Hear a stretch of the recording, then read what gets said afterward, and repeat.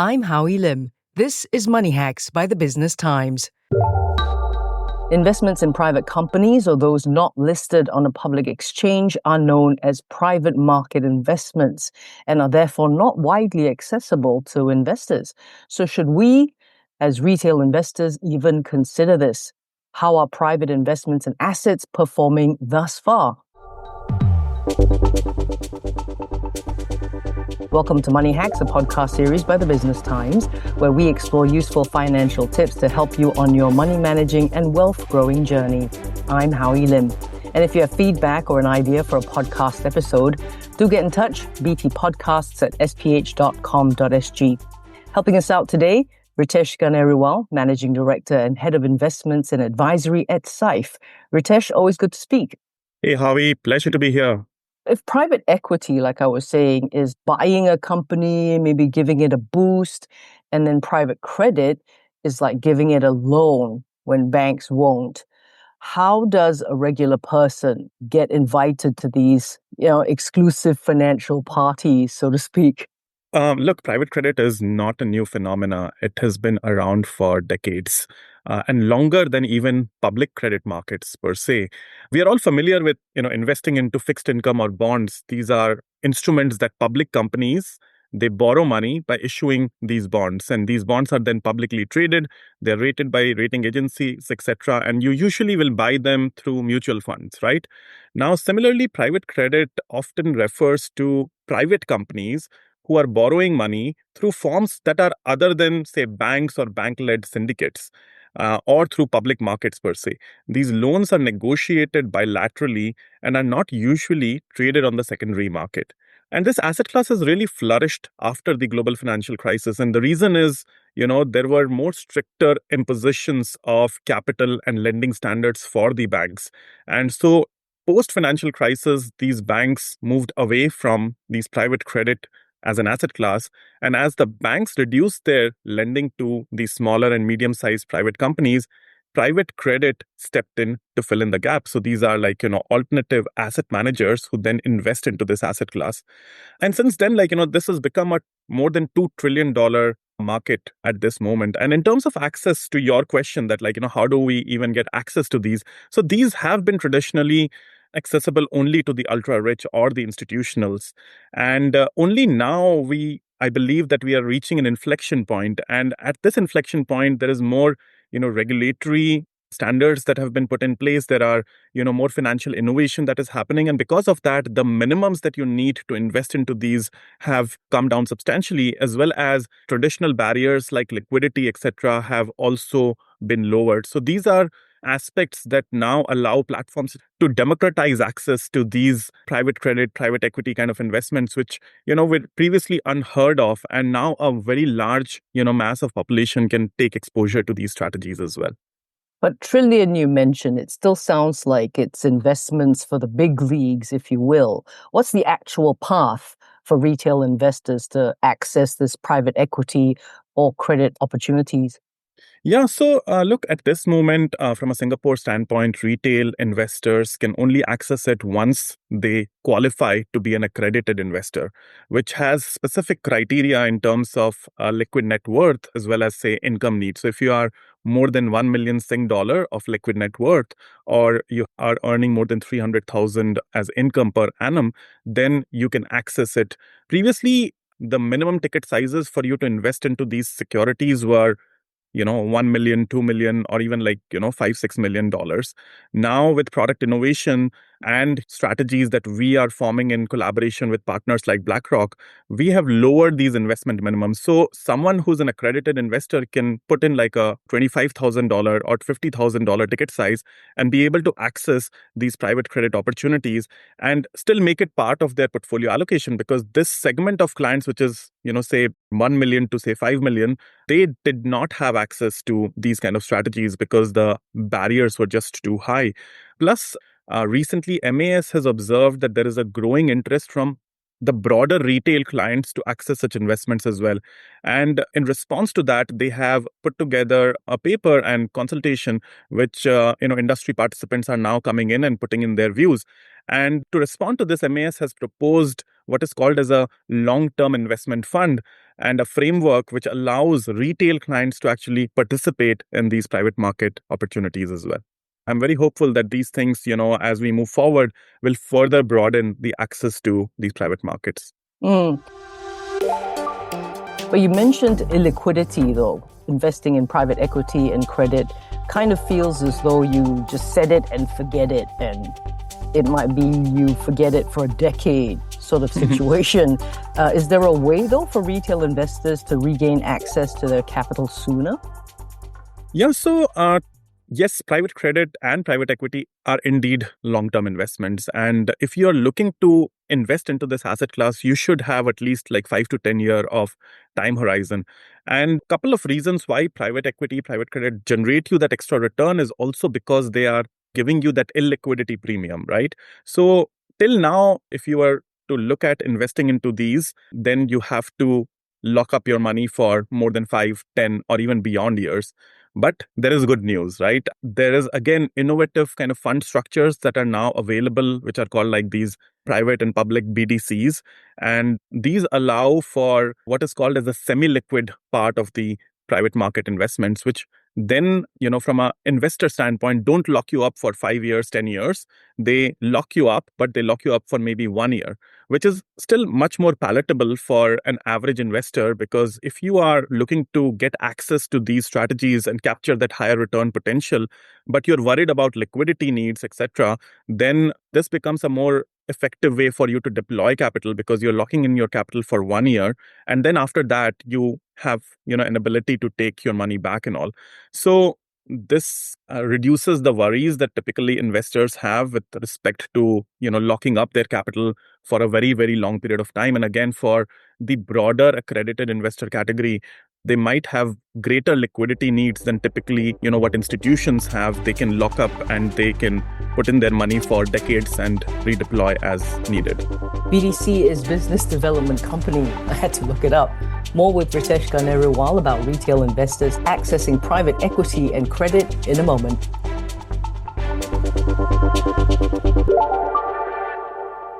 Breaking news from the Business Times podcast team. Hi guys, this is Emily Liu, your host of Market Focus Daily. I've got some great news. Come July, Market Focus is getting bigger. I'll be bringing in market and investment experts into the studio to share analysis and opinions on what moved the markets and what to look out for in the week ahead. Every Friday, starting on July 4th. Look out for Market Focus Weekly from the Business Times or wherever you get your podcasts. And now, back to Money Hacks from the Business Times. Welcome back. So the returns, Ritesh, sound tempting enough, but what kind of gotchas or hidden complexities should a retail investor be aware of before diving into private equity or credit? Yeah, private credit has historically outperformed overall public bond market and high yield market, etc. So it generates an average return between 8 to 10%, which is much higher than the public fixed income. But nothing comes free. You have to understand the risks embedded as well. Firstly, private credit now, even though it is available at better liquidity terms, your monies are still locked up for at least a year. And usually on top of that, there are what are called as fund level liquidity gates. So if there is a situation where there is a big market event and people are looking to take their money out at the same time, these fund level locks basically mean that, the funds do not allow more than 5% typically of their funds to be redeemed at any given point of time. So your liquidity and lockup can extend beyond that 1 year if these situations unfold. Secondly, more important, what are the kind of investments that you are getting exposed to? There is an element of credit risk attached to, the investments as well, because these loans are individually negotiated between the borrowers and lenders. These borrowers are also vulnerable to economic downturns and higher interest rates, which increases their likelihood of default. So when you combine these two aspects of liquidity and credit risk, you need to be very careful in terms of which managers you choose. There is very less publicly available information. These are not traded on the secondary market. So you have to kind of rely on the expertise of the underlying manager who is managing these loans for you. So when it comes to investing into these strategies, make sure that you are going with a manager who has that track record, who has that stringent oversight in managing these complex deals. And they also have better fee structures, etc. Because usually in the private credit and the private equity market, there are layers and layers of fees, which can, on headline basis, you can see very high return. But when you look underneath after all these fees, the return might not be that attractive. What sort of impact do private equity and credit fees have on our net returns, really? Is it quite sizable? Is it not? How does it compare with, say, the public market? Yeah, so when it comes to the fees, there are manager level fees. So a fund manager will typically have a management fee. And in these private market instruments, there are two drivers of return. There is an illiquidity premium that is driving returns, but then there is this complexity premium as well, where these are really experts who have gone and understood these specific subsegments of the market and are then able to come up with these deals that can give you outsized returns. So they do command what is also known as a performance fee on top of the management fee. Obviously, they have to cross a certain return hurdle, but these are two main fees that private credit or private equity managers will typically have. So a management fee between 1 to 2% and a performance fee in the range of 10 to 20% on these excess returns, etc. But when it comes to distribution of these strategies, then the gatekeepers are usually banks or platforms such as us. Now, in the traditional setup, there are too many layers that come on top of this management fee and the performance fee. So you can have access fees, you can have sales charges, you can have transaction as well as advisory fees on top of these base fees that I'm talking about. And these can significantly erode returns. And that's why when we thought about launching a private credit offering with BlackRock, we wanted to make it much more cost efficient with lower minimums and no upfront sales and transaction fee charges. So we really offer it at zero management fee, and keeping investors in mind in terms of we being on their side and making this a win-win kind of situation where they get access to these exclusive strategies, and we are also able to broaden out the exposure of our client base to a broader set of opportunities. That's the democratizing of the private markets you were talking about earlier, right? Exactly. Yeah, absolutely. And this is where, if you look at how the market is moving, more and more high net worth investors are now, looking for these opportunities as well. If you, look at surveys, more than 80-90% of high net worth investors are looking for ways to amplify their returns or reduce their risks. And typically, it is not just about risk return. It is also about how these things fit into your portfolio composition. From a benefit standpoint for an individual investor, if you're invested into a 60-40 portfolio, you've seen that there is correlation in terms of fixed income and equity markets over the last few years. And if you are looking for more uncorrelated returns, this is where private market investments can fit into your portfolio, where they can generate these uncorrelated returns. For example, again, in private credit, whether the interest rates are rising, whether the interest rates are dropping, it still does pretty well. Over the last decade, there has hardly been many downward scenarios for the private credit market. Even in the COVID case, there was a slight dip in the private credit market, but then it recovered very, very sharply. The fact that most of these loans are floating rate loans, that is one of the reasons why these interest rate changes do not really impact these funds that much and all. When you combine it all together, essentially you are getting these accesses to increase your return potential, reduce your drawdowns.